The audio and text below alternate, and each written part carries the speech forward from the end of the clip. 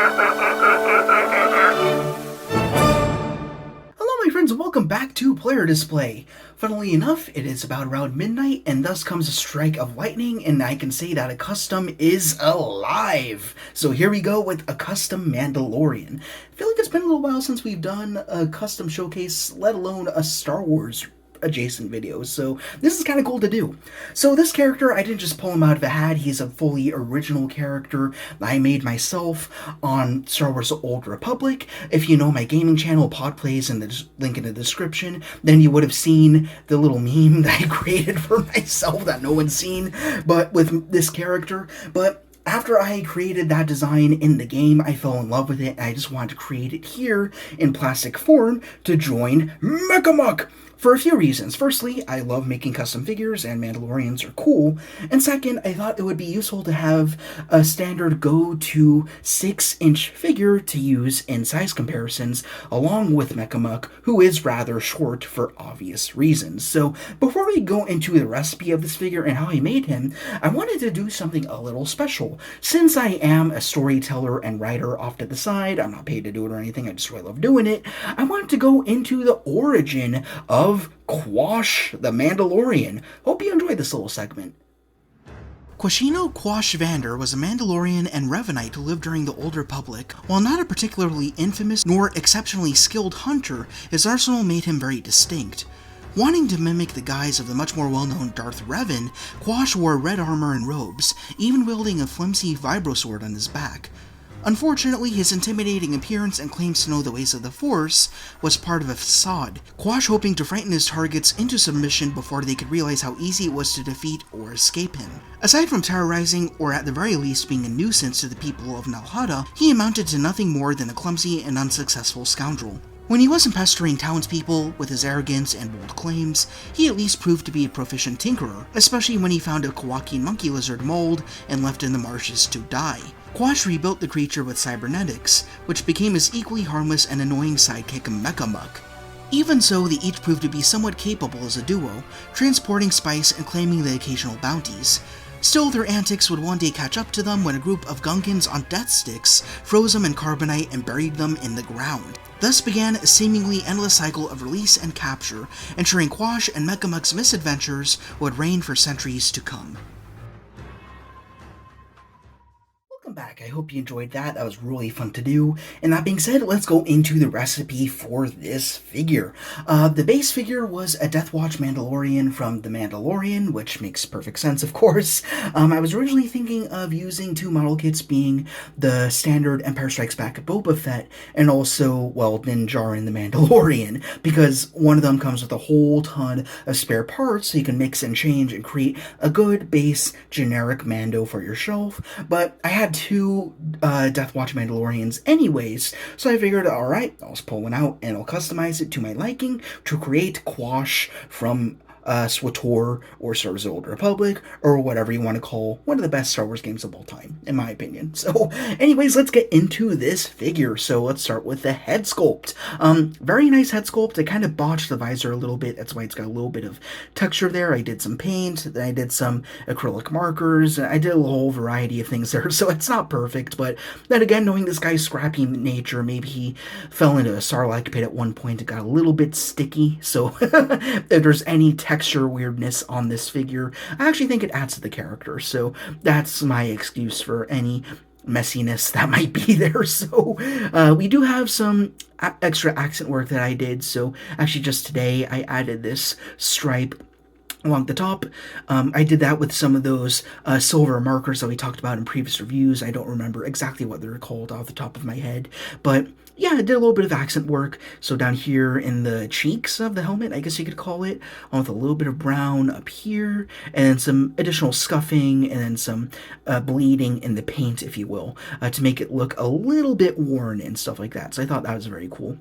One thing I do want to mention, when I originally went to customize this figure, I first sprayed him up with red paint, and then I also blocked off parts I didn't want sprayed with red with some masking tape. I mean, almost this entire dude is red, but where I wanted to just use acrylic paints later on for a darker tone, like here down here on the crotch with the body glove, I wanted to use some tape for that.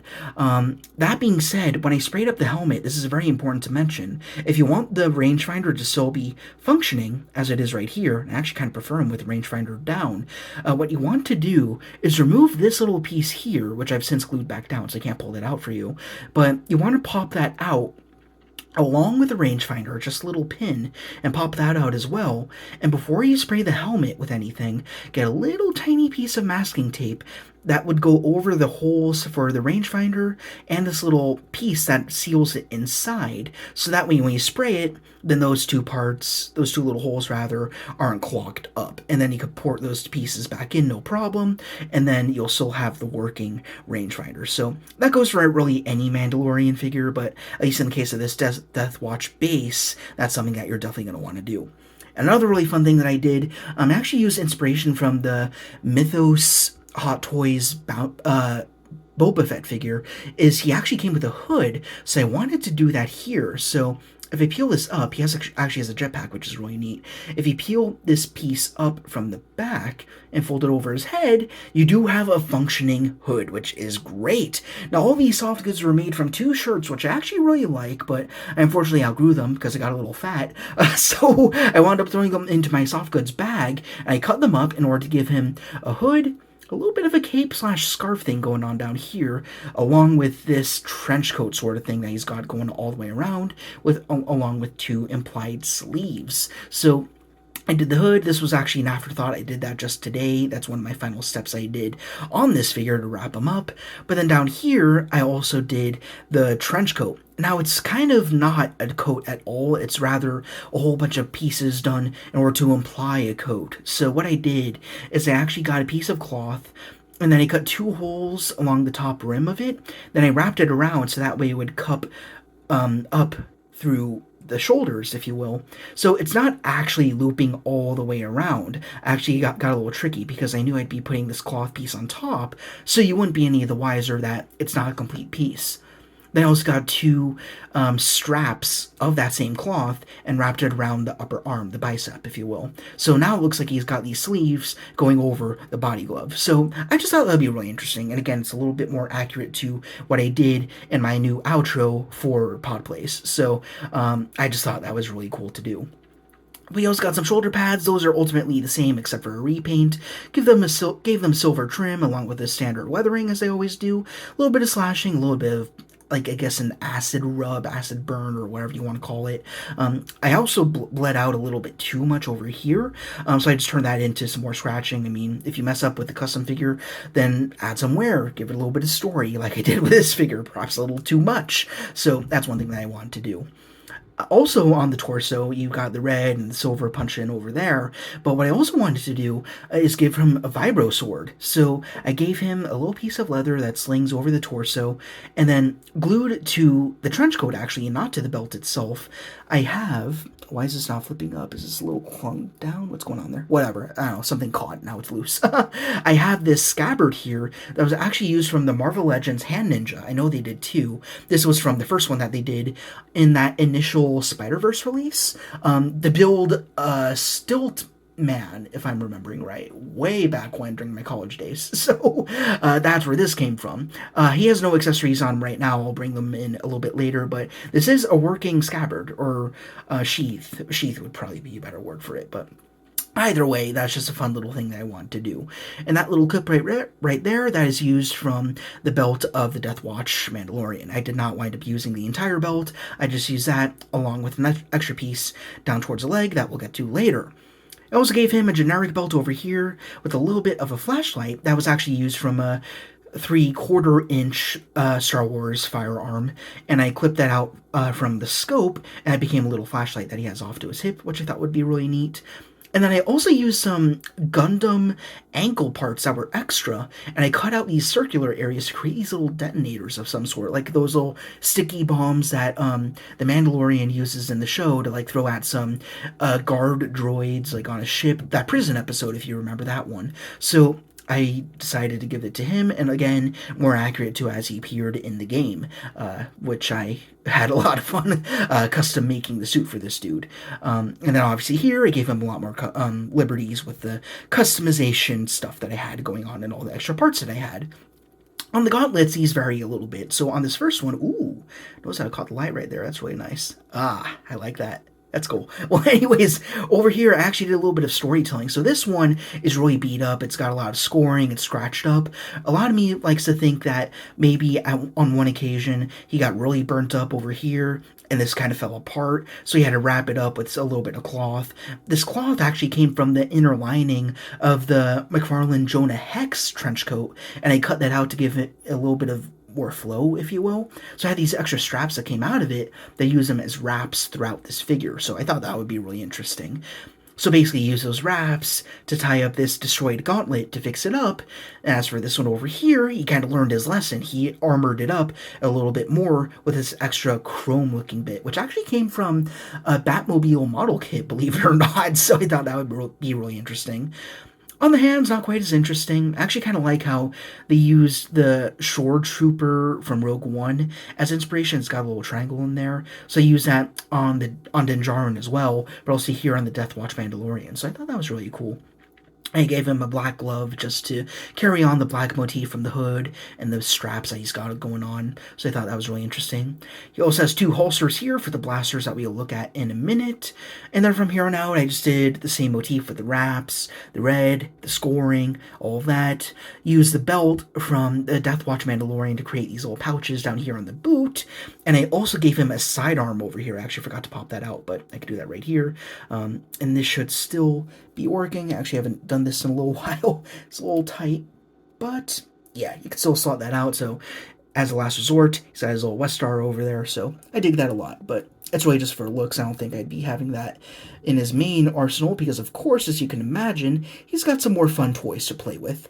Yes, this toy has other toys, so let's have a little look at those. Nothing too special. Firstly, we got the sword from the Hand Ninja from Marvel Legends, and the one thing that I did here is I actually used a piece of leather from a wallet to wrap it around the grip so that way he could hold a little better.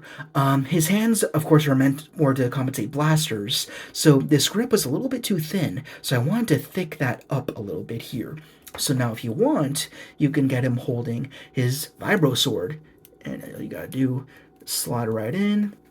Now it's a nice tight fit, so I think that looks really cool. Not quite a Darksaber. I'm not making this guy that important. He just has a vibro sword and that's it. So I thought that looked really awesome. And of course, if I got this flipped the right way, yes I do, you can slot that into the sheath in the back, and it gives him a little bit more of a silhouette, makes him more unique. So I thought that looked really cool.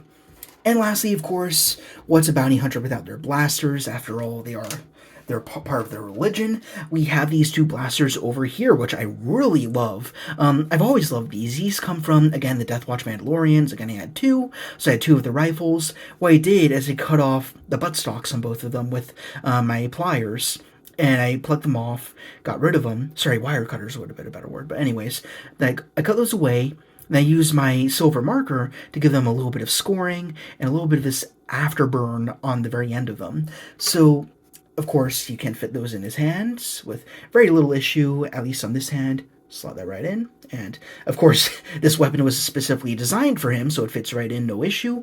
As for this one over here, you want to do the little X-Acto mod on that index finger, so that way you can get the figure situated within a little finger rest in there, so he can hold both weapons. And of course, you have one hand that hinges up and down, the one that hinges in and out. Not that we're going to be talking about articulation at all. This isn't a review, it's just a showcase to give you a few ideas, but yeah, really cool to do. And the last feature of this figure is, of course, you can remove the two weapons and use the leather down here from the same wallet that I used to create this little strap up here to create some holsters. And these slide in beautifully. So slot them right in.